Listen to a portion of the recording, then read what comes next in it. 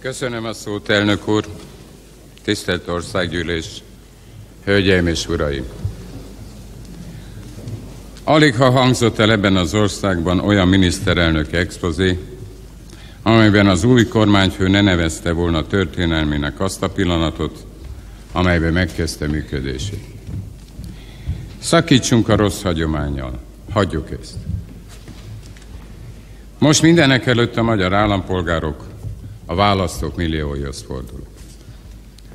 Köszönöm nekik a bizalmat, amellyel megtiszteltek bennünket. Köszöntöm az új országgyűlést, a képviselőket. Kívánom, hogy felelősségük tudatában mindig körültekintően, felkészülten vitázzanak és döntsenek.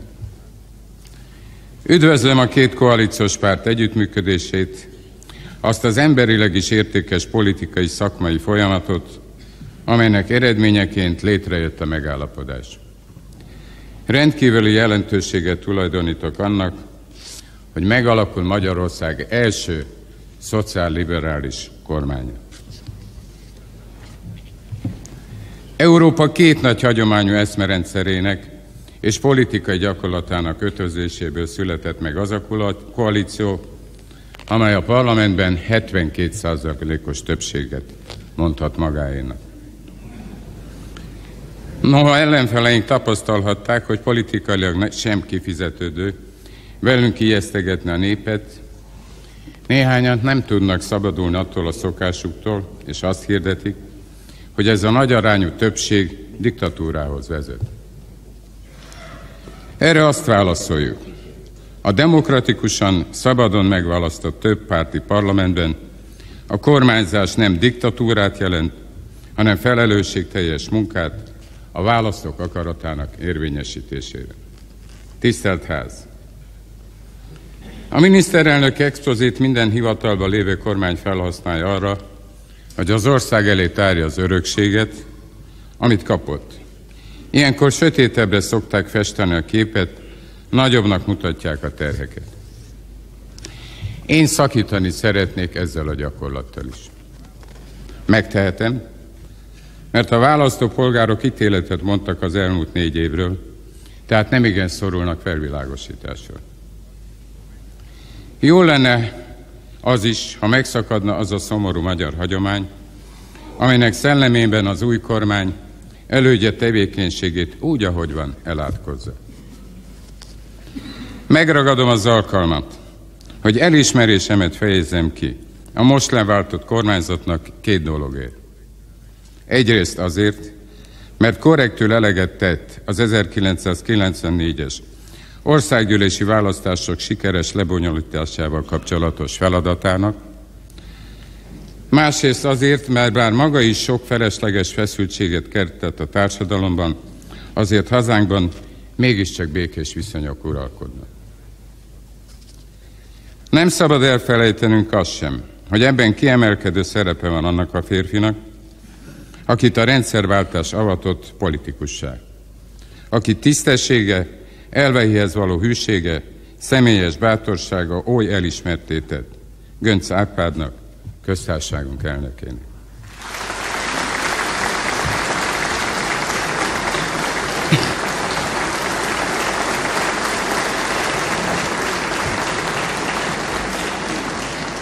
A békés viszonyaink megőrzésében ugyancsak komoly szerepet játszott a független sajtó és a 4 éven át tevékenykedő ellenzék is.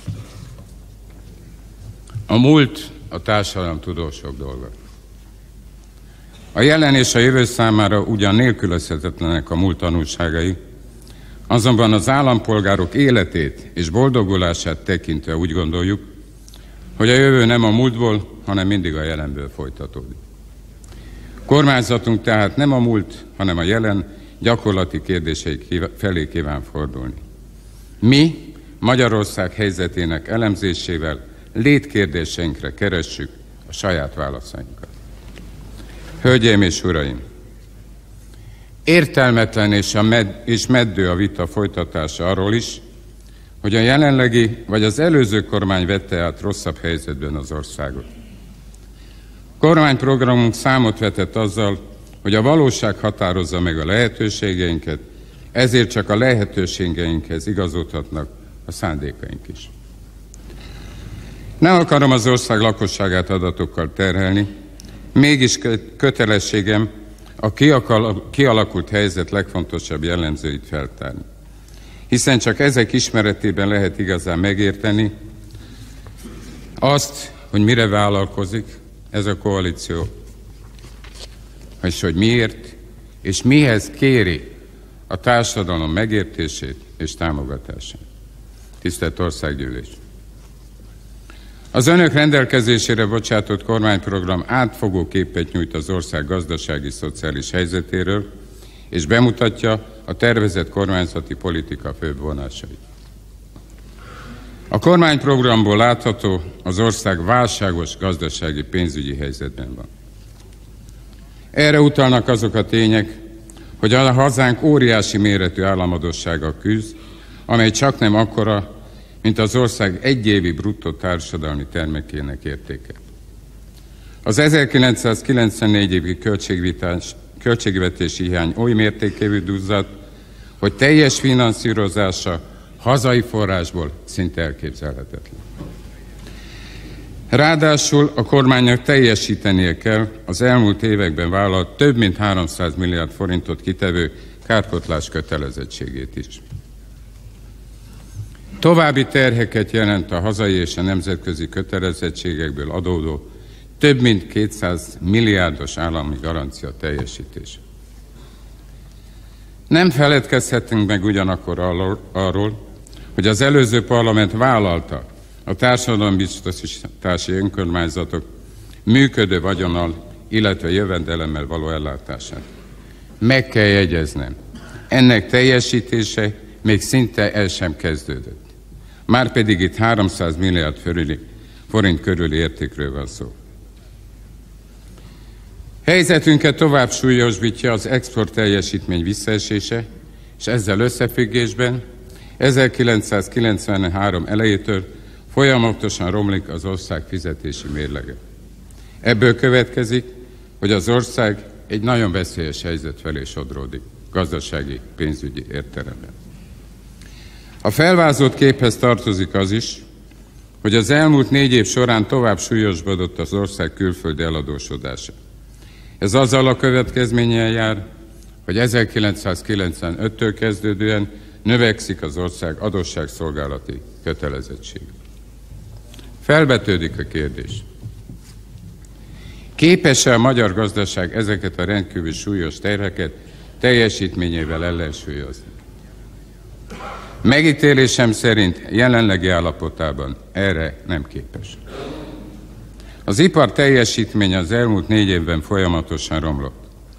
Nem kezdődött el a várva várt modernizáció, a beruházások stagnálnak, a magyar ipar külföldön és belföldön egyaránt piacot vesztett. A privatizációs politika eddigi visszásságai is hozzájárultak a helyzet súlyosbodásához, hiszen sokszor úgy ment végbe az átalakulás, hogy annak következménye a vagyon és piacvesztés, nem pedig a megújulás volt. A legnagyobb veszteségeket azonban a magyar mezőgazdaság szenvedte el.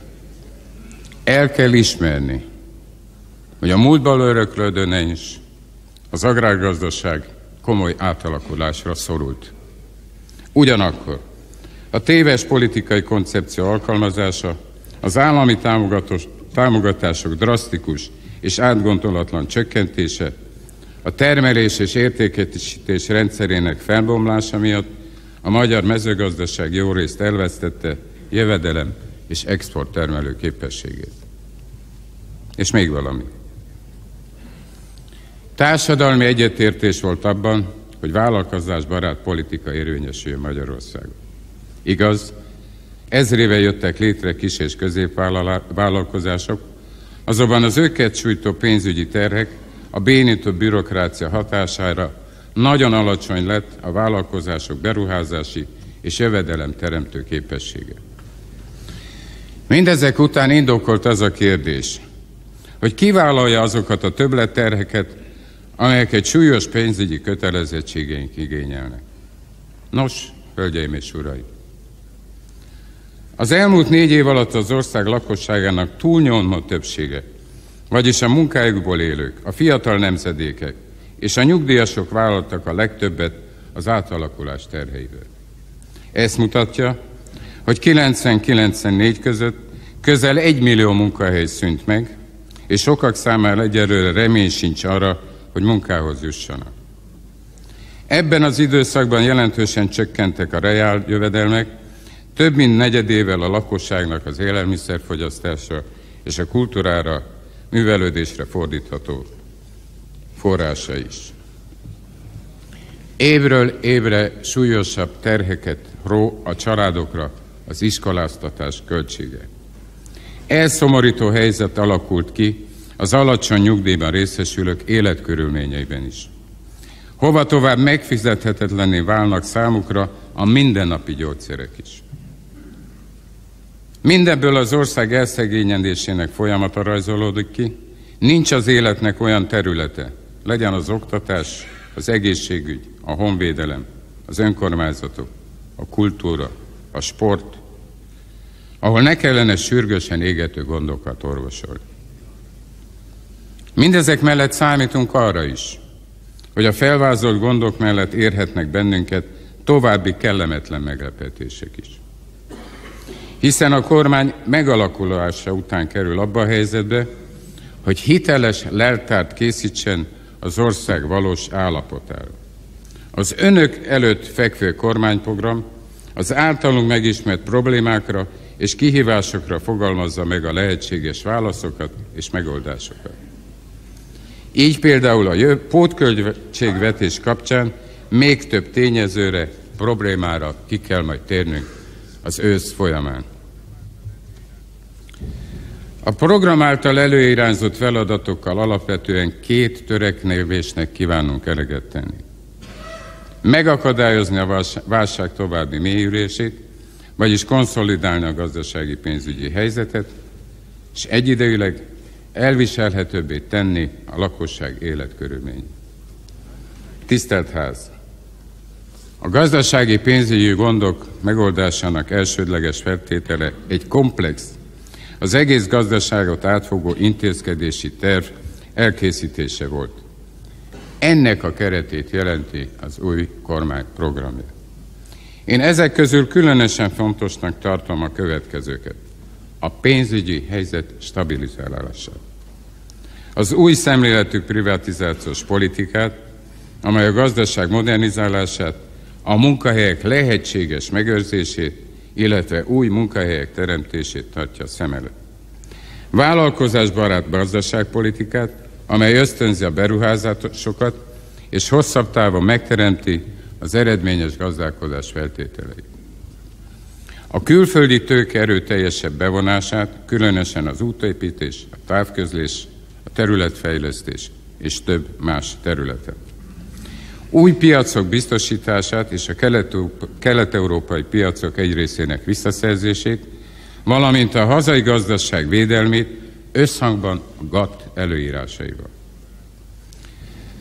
Fontos erőforrásunk lesz mindaz, ami a közéleti erkölcs erősítése érdekében történik. A kormány a társadalom jogos igényének tekinti a korrupció visszaszorítását, harcol a visszaélések ellen, hiszen a közelmúltban nagyon sok botrányos esetről értesülhettünk. Különös figyelmet fordítunk a privatizációs döntésekre, hiszen hatalmas vagyonok sorsa forog kockán. A kormány eltökélt abban, hogy véget vet a nemzeti vagyon elherdálásának és felélésének. Ezért megteremti a privatizációs döntési folyamat nyilvánosságát, a lehetőség szerinti nyilvánosságát, és a privatizáció parlamenti ellenőrzésének lehetőségét. Hadat kell üzennünk a különböző személyi összefonódásoknak. A felügyelőbizottsági és igazgató tanácsi tagságok halmozásának, a politikai élet tisztességét beárnyékoló erkölcstelen magatartásnak. Az emberek jogos igénye az olyan politikai közélet megteremtése, ahol a korrupció gyanújának még az árnyéka sem lengi körül a hivatali szobákat.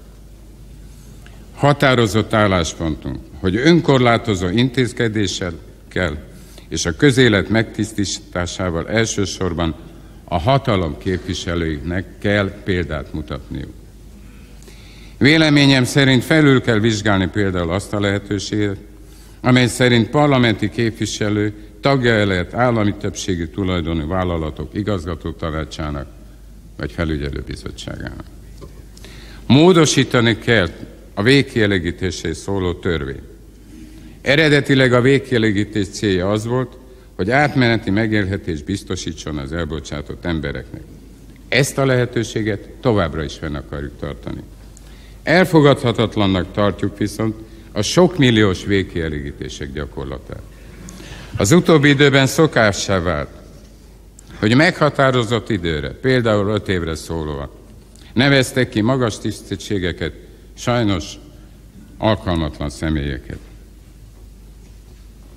És ezeket a hivatalnokokat csak sok milliós végkielégítés ellenében lehet eltávolítani.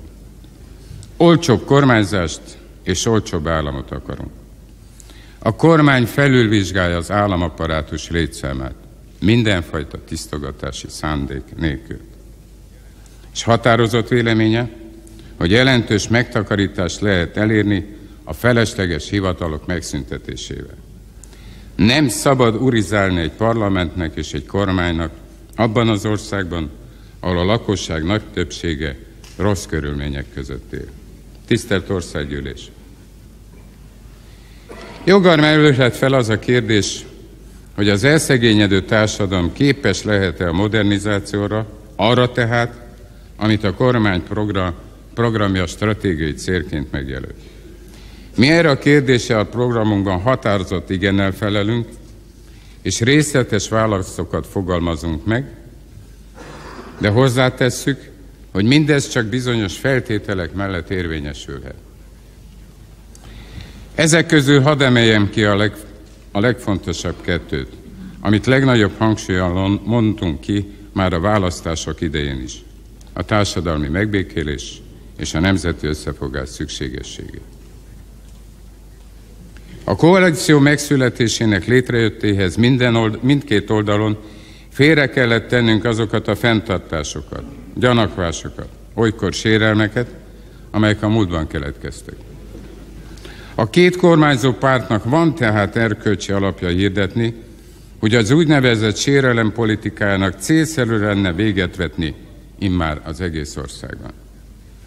Mindez természetesen nem fedi el a nézetek, a gondolkodás, az értékvállalás különbözőségét, hiszen többpárti demokráciában élünk, ahol az állampolgárok értékek, ideológiák és programok között választhatnak.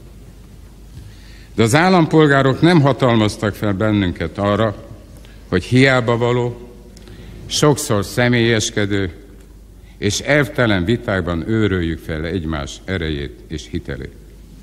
Felhatalmazásunk arról szól, hogy a sokféle vélemény mérlegelésével találjuk meg a megoldások lehetőségét. Az ország népének elege van a széthúzásból, a viszályból, a feszültségkeltésből, a kirekesztésből, a gyűlölködésre uszításból. Van gondja éppen elég. És hadd tegyek ehhez még valami fontosabb. Alig egy hónapja Nagy Erzsébettel együtt helyeztünk Koszorút 1956 mártírjai, így a néhai miniszterelnök Nagy Imre emlékművére. Ott áldoztam lélekben testvérbátyám emlékezeteinek is, aki szintén áldozata lett 1956-nak. Hiszem, hogy el kell hárítani minden akadályt, amely elválaszt, vagy szembeállít bennünket. A történelem, az emberi sorsok, vagy az emberi tévedések közövetkeztében. Hogy mi indít erre engem? A tisztelet, a megkövetés, az őszinte megbékélés szándéka.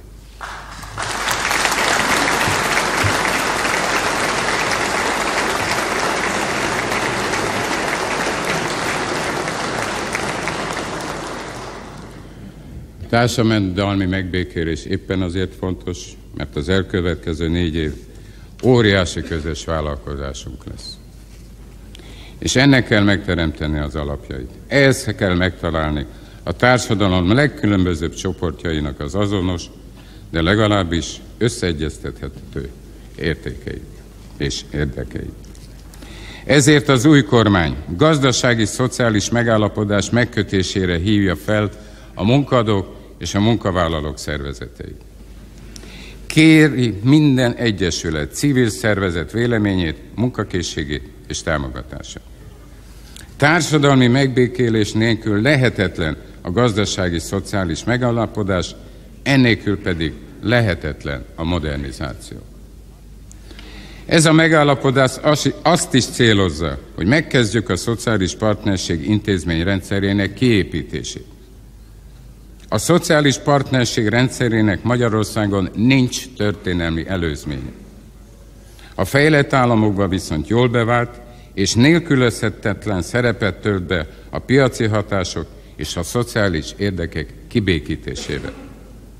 Ez politikai értelemben azt jelenti, hogy a társadalom döntő többségének életkörülményeit meghatározó kérdésekben a döntések konszenzussal szülessenek és támogatást élvezzenek. Kormányalakító baloldali pártképviselőként hangsúlyozom, hogy piacgazdaságot építünk a jövőben is. De nem engedhetjük meg, hogy a vadkapitalizmus jelenségei méltatlan sorsba taszítsák a társadalom többségét. Nem kell messzire mennünk, hogy lássuk. Ahol a társadalmi megbékélés különféle okok miatt nem jött létre, ott súlyos politikai konfliktusok alakulnak ki. Ezek olykor polgárháborúkhoz is vezetnek, és akkor lehetetlené válik mindenféle felzárkózás és modernizáció. Sőt, a felgerjedő nacionalista indulatok olyan eszméket keltenek életre, amelyek az embereket vallási vagy faji alapon kívánják megosztani. Ilyen nézetek megjelentek nálunk is. Ezekkel nem törekszünk megbékélésre, és hisszük, hogy egy egészségesebb politikai légkörben a faji, felekezeti, nemzetiségi uszítást tiltó törvények révén a társadalmi veszélyük elhárítható. A választások eredménye igazolta. Népünk józan többsége elutasítja ezeket az eszméket képviselő politikai csoportokat. Tisztelt képviselőtársaim! Egyes nem teljesen pártatlan szemlélők szerint az új kormány vagy abba bukik bele, hogy nem teljesíti az életszínvonallal, a létbiztonsággal kapcsolatos várakozásokat, vagy abba, hogy teljesíti, de gazdasági megállapozás nélkül. Meggyőződésem, hogy a kormányprogram kivezető utat mutat ebből a dilemmából. Nyilvánvaló, komoly önmérséklet nélkül nem tudunk lendülethez jutni, nem tudunk kikerülni a másfél évtizedet tartó gazdasági megtorpanásból. A szociális piacgazdaság, mint célkitűzés sajnos nem jelentheti azt, hogy a kormányzati ciklus végére általános jólét teremthető hazánkban. De meg tudjuk állítani a további rosszabbodást. Az új kormány stratégiai célja tehát a modernizációs folyamat következetes végrehajtása, amit a szociális piacgazdaság, a demokratikus jogállam intézményeinek és működési rendjének megszilárdítása biztosíthat. Mindezt meg fogjuk tenni. De a kormány nem ígérhet könnyű és áldozatoktól mentes átmenetet. A bizalom, a támogatottság megőrzésének szándéka nem tántoríthatja el attól, hogy a programjában vállalt nehéz, hatásában súlyos lépéseket is megtegye. A bizalmat sokkal inkább az ásna alá, a lakosság tétovasságot, álkérdéseken való rágódást, politikai kacskaringókat tapasztalt. Ha nem látja, hogy a gondokat a kormány rendszerbe foglalva kívánja orvosolni, és ha mindezek nyomán a kormányzati cselekvésben nem fedezi fel saját boldogulásának lehetőségét. Mi a tartós felemelkedés alapjait akarjuk megteremteni, és ennek megalapozására fordítjuk minden figyelmünket és energiánkat, hiszen erre kaptunk bizalmat a választók nagy többségétől. Lehet, hogy akad, aki szemünkre veti, hogy akár csak elődeink áldozatkészséget, türelmet, belátást kérünk.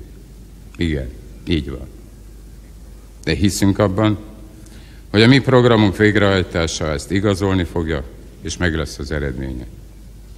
És jó érzés tudni, hogy hisznek ebben az állampolgárok millió is, akik tájékozott emberek, akik nem hangulatuk, hanem tapasztalatok és tájékoztatásuk nyomán szavaztak úgy, ahogy szavaztak.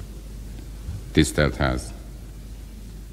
Engedtessék meg nekem, hogy rövid indoklását és értelmezését adjam annak, amit nemzeti összefogásnak nevezünk. Mi abból indulunk ki, hogy a nemzetet senki sem sajátíthatja ki magának. E tekintetben abszurd állítás nem nemzetinek tekinteni azt a koalíciót, amely a választópolgárok túlnyomó többségét képviseli. Úgy gondolom, hogy a nemzet érdekét jelenti a munkából és bérből élők nagy tömegeivel, a munka világával való összefogás. Ennek az álláspontnak az igazságát hadd támasszam alá egy idézettel. A szociális kérdés egészének kulcsa a munka. Az igazságos munkaviszonyok elősegítik az emberi személyiség mindenoldalú fejlődését. A munkának elsőbbsége van a tőkével szemben. A vállalkozóknak mindenekelőtt a közjavát kell a szemük előtt tartaniuk. Nos, ez az idézet nem Marx Károlytól vagy Willy Brandttól, hanem egy közelmúltban elfogadott vatikáni dokumentumból szól, abból való. Most azokhoz szeretnék szólni, akik már tulajdonosok, vagy ezután lesznek tulajdonosok. Érdemes elgondolkodni a németek viszonyán a pénzhez, akik hasznokból előbb az üzletüket fejlesztik, majd az otthonukat, aztán az utcájukat csinosítják, és azt követően városukat szépítik, azaz összességében az országukat, és ezzel önmagukat gazdagítják. Nemzetügynek tekintjük, hogy gyerekek ne éhezzenek az iskolákba, de azt is, hogy tehetséges fiatalok, tudósok itthon is megtalálhassák boldogulásukat. Becsüljük meg az írókat, művészeket, a pedagógusokat, a művelődés valamennyi közalkalmazottját és vállalkozóját. Nemzeti gőgtől áthitatott állami kultúrairányítás helyett demokratikus szellemű, ösztönző, támogató, kulturális felelősségvállalás fogja jellemezni a szociálliberális kormányzat munkáját. Nem vonul ki a kultúrából, hanem azt teszi, ami a jó hazai hagyományokból és a modern nemzetközi tapasztalatokból reál. Vonatkozik ez az írott és elektronikus sajtó szabadságának maradéktalan biztosítására, a médiatörvény sürgős beterjesztésére, illetve a rádiózás és a televíziózás sok indulatot kavaró konfliktusainak megoldására is. A kormány számára, és személy szerint számomra is rendkívül fontos, hogy a demokrácia mindenki előtt szabaddá tegye az utat vallása gyakorlásához. A kormány nem tesz különbséget hívők és nem hívők, hívők és hívők között. A kormány részéről az alkotmányban lefektetett lelkiismeret és vallásszabadság alapján mindenféle hit hívei tiszteletben részesülnek. A feledkezetek közötti nézeteltérésekre, véleménykülönbségek, akár ideológia, akár más jellegűleg, a kormány még közvetett módon sem kíván beavatkozni. Mi az egyházak alatt az összes egyházat és vallási felekezetet értjük. A nemzeti összefogásból nem engedjük kirekeszteni a hazánkban élő nemzetiségeket sem. Szeretnék a helyen is utalni arra, miért nem tehetünk és nem lehetünk mi, akik itt élünk a Kárpátok koszorújában, a Duna és a Tisza vonzás körében soha soviniszták, elvakult nacionalisták. Nos, azért nem, mert a térségben a népek, a nemzetek az idők kezdetétől fogva keveredtek. A magyarság vonzerejét jelentő átörökítő és magába olvasztó képességét, és ezáltal is megerősített nemzetfenntartó tehetségét nem vitathatja senki.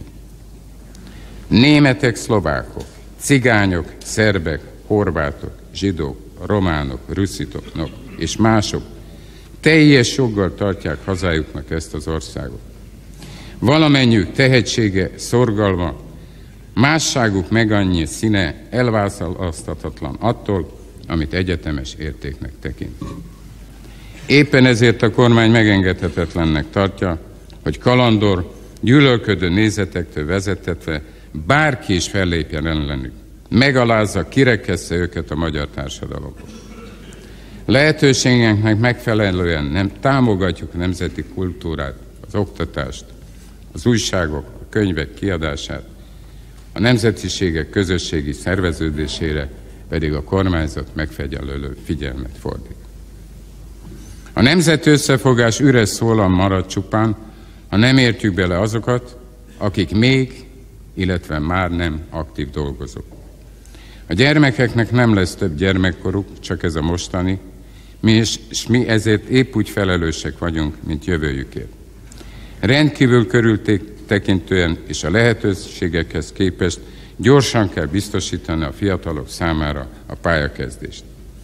Mindent meg kell tennünk az idős korúak gondjainak enyhítéséért is. Miközben törvényekkel, intézkedésekkel készen állunk arra, hogy a nyugdíjasok, tehát a felnőtt lakosság mintegy egyharmadának életkörülményeit erőnk szerint javítsuk, látnunk kell, hogy az ő közérzetük sem csupán anyagiakon múlik. Nem tekinthetjük az idős embereket másodrendű állampolgároknak. Az élet minden területén tiszteletet érdemelnek szüleink, nagyszüleink, de mások szülei és nagyszülei is. Hölgyeim és uraim! Erőforrásunk lehet, ha erősítjük az állampolgárok bizalmát az igazságszolgáltatásban. Az eljárások megreformálásával el kell érni, hogy az ügyek elbírálása felgyorsuljon, hiszen gyakran elviselhetetlenül hosszú ideig tart egy-egy per, egy-egy ügy elintézés. Szólnom kell arról is, hogy mennyire romlott az elmúlt években a közbiztonság. A kormány ezzel kiemelten kíván foglalkozni. Haladéktalanul megkezdi egy átfogó bűnmegelőzési program kidolgozását és végrehajtását. Különösen nagy hangsúlyt kíván fektetni az erőszakos és gazdasági bűncselekmények, valamint a korrupciós esetek visszaszorítására. Nagy figyelmet kell fordítani a fiatalkorúak és a társadalom peremére sodorozott csoportok bűnelkövetésének megelőzésére és a szervezett bűnözés terjedésének megakadályozására. Mielőbb el kell érni, hogy az ország minden településén lehetőleg minden lakos a nap bármely órájában kimehessen az utcára, és ne kelljen félnie. De látni kell azt is, hogy a közbiztonság hiányának egyik fő forrása a szociális helyzet súlyossága. Amikor arra törekszünk, hogy javítsuk az életfeltételeket, nem csupán gazdasági és szociális feladatot, hanem nagyon fontos politikai célt is teljesítünk. Hiszen a rosszabbodó létfeltételek adnak talajt a szélsőséges nézeteknek és akcióknak, amelyek növelik az országon belül és a népcsoportok közötti feszültségeket. Programunk számos intézkedést megfogalmaz az állampolgárok egészségének megőrzésére és javítására. Na, a nemzeti ügy az is, hogy milyen az emberek közérzete és egészségi állapota is. Most, hogy nemrégiben egy autó baleset meglehetősen súlyos állapotban kórházba juttatott, nem csak az élet és a halál választóvonalára érkeztem el, hanem átéltem, hogy mennyire kiszolgáltatott a beteg ember. És közelről láttam az agyonhajszolt orvosokat, a kimerült ápolókat, akik elsősorban hivatástudatból végzik munkájukat. Ezúton is, itt is szeretnék köszönetet mondani nekik. Személyes dolgaimról szólva hadd tegyek még egy kis kitérőt. Sokféle nevet adtak annak a szerkezetnek, amelyet hosszú heteken át kellett viselnem. Jó néhány elmés megállapítás, és néhány karikatúra is napvilágot látott, és bizony nem volt mindegyik kíméletes hozzám. Mégis úgy éreztem, megtisztelésnek kell vennem, akár ha humorosan is foglalkoznak egy politikussal. Jó lehet mellékesnek látszik, de szerintem fontos, hogy milyen a politikus viszonya a közélethez, benne a humorhoz. Hogy tudomásul tudjuk-e venni, akinek nincs tele a hócipője, annak is tetszhet a hócipő. Vallom, hogy az a politikus, aki csak a máshoz szóló humort tudja elviselni, az aligha tud szót érteni az emberekkel. Hiszem, hogy erőforrásunk lehet a stílus is, hogy meg tudjuk hallani, és meg akarjuk hallgatni, amit az emberek mondanak, akár itt a parlamentben is, és azokat is, akik más véleményen vannak, mint mi. Szót kell értenünk egymással. Ígérhetem, hogy ez a kormány nem fogja kioktatni a népet, hanem arra törekszik, hogy az állampolgárok minél többet tudjanak meg a körülményekről, a helyzetről, a lehetőségekről. Csak így remélhetjük, hogy pontosan megértenek bennünket, és észrevéteiket, javaslataikat időben mérlegelhetjük. A párbeszéd a társadalommal, a politizálás olyan fontos feladata, amely olykor keservesen nehéz, de soha meg nem kerülhető. Mi nem leszünk a kirekesztés, az elhatárolódás, a gőg kormánya. A nyíltság, a beavatás, az őszinte hangnem lesz a mi stílusunk.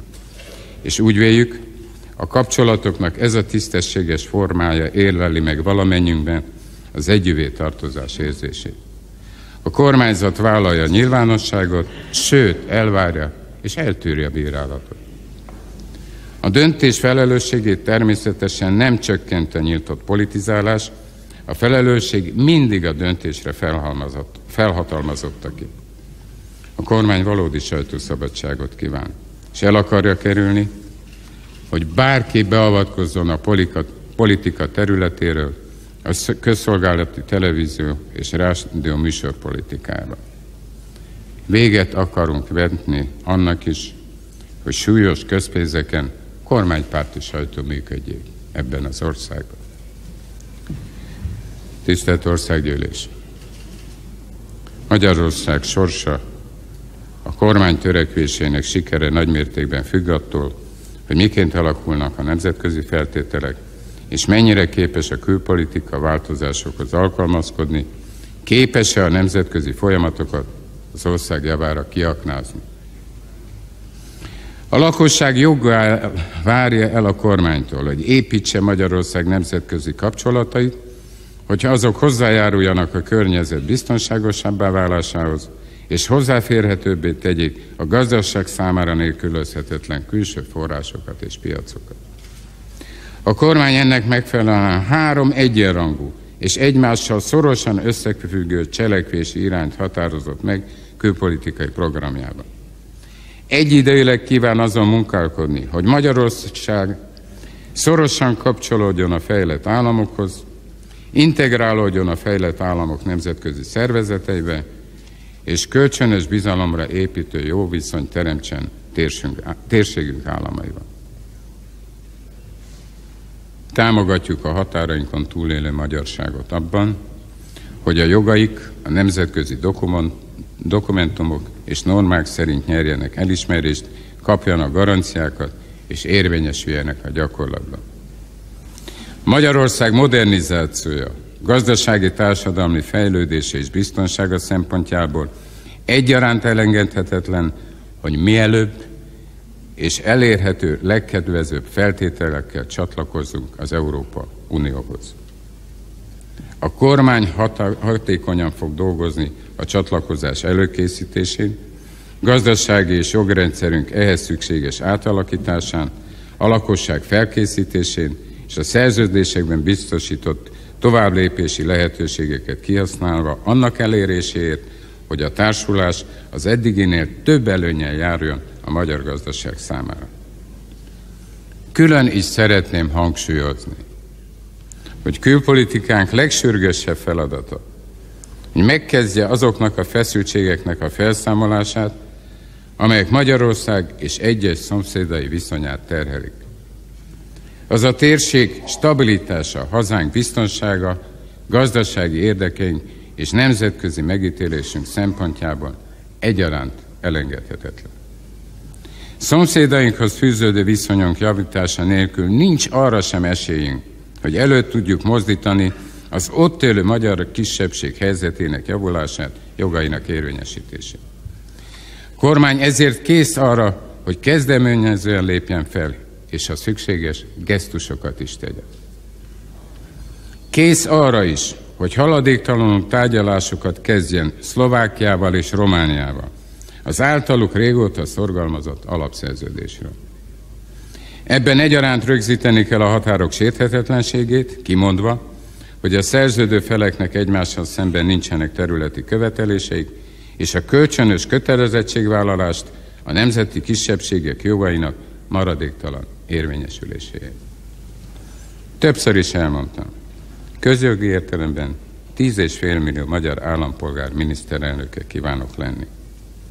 Ez a kormány a választók bizalmából Magyarország lakosságának a kormánya.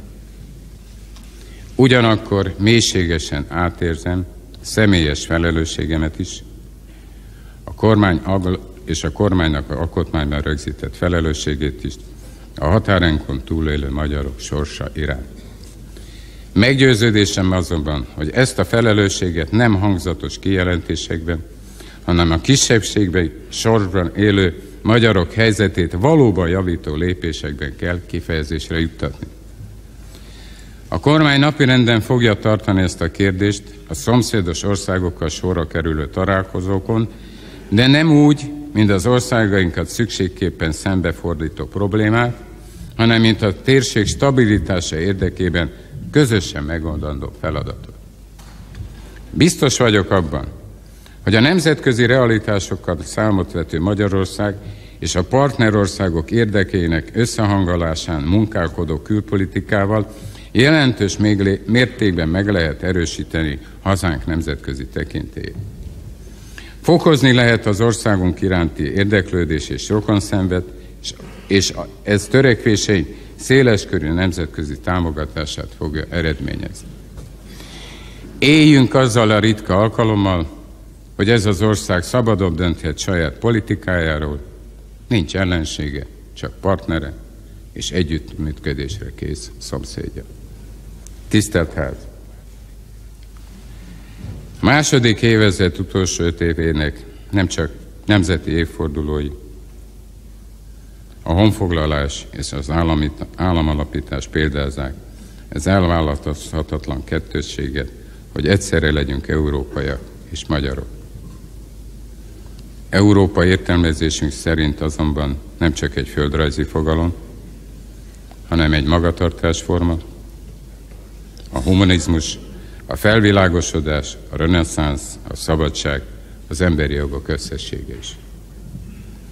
Számunkra Európa egy kulcs szó, és egyetlen lehetőség, hogy nemzetünket is felemeljük. A kettős feladat, a kettős kötés nagyszerűsége késztetett arra, hogy a haza, a nemzet, a nép iránti elkötelezettségből tisztelettel és alázattal igent mondjak a felkérésre, hogy vállaljam a kormányfői tisztet. Hölgyeim és uraim! Különböző beszédekben, visszaemlékezésekben, elemzésekben számtalanszor hallottunk hivatkozni az elmúlt 4 év, az elmúlt 40 év, régebben az átkos 25 év terheire, amelyek a magyar valóságra ránehezettek.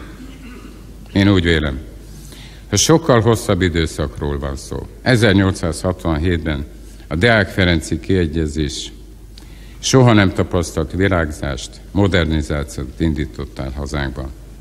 Ez a nagy fél évszázad az első világháborúig tartott. Ám ami azóta történt, kevés kivétellel mind növelte a nemzet terheit.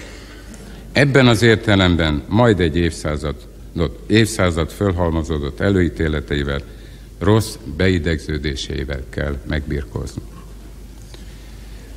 Manapság sok emberben él az a sejtés, többekben a növekvő remény, hogy a magyar történelem első szocialista és liberális koalíciója nem csak egyszerű kormányalakítás, hanem szerencsés esélye a nemzeti felemelkedésnek, a nemzeti egység megteremtésének. Minden hazáját szerető magyar állampolgárhoz fordulok, amikor felhívom őket, hogy közös erőfeszítéssel teremtsünk valóságot ebből a reményből. Legyen a mai nap egy új kiegyezés kezdete, amiből fejlődés, jólét és békesség fakad. Kérem tisztelt képviselőtársaimat, hogy vitassák meg és fogadják el a beterjesztett kormányprogramot. Köszönöm a figyelmüket.